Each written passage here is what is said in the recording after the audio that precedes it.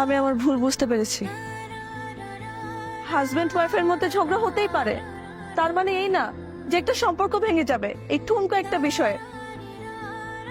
Husband আর ওয়াইফের সম্পর্ক অনেক পবিত্র, এত সহজে ভেঙে যায় না।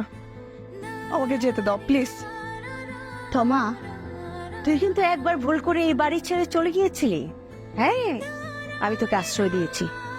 আবার যদি ভুল করিস, এ বাড়ির দরজা কিন্তু সারা জীবনের জন্য বন্ধ হয়ে যাবে, আর কখনোই এ বাড়িতে আসতে পারবি না। রাখবো না পা আর এ বাড়িতে। আমি জাহিদের সাথেই থাকবো, ওর সঙ্গে সবকিছু ঠিকঠাক করে থাকবো। তুমি জানো মেয়েদের সংসার কেন ভাঙছে? মায়েদের জন্য। তুমি কি তোমার নিজের মেয়ের সংসার ভাঙার কারণ হতে চাও? বলো বলো।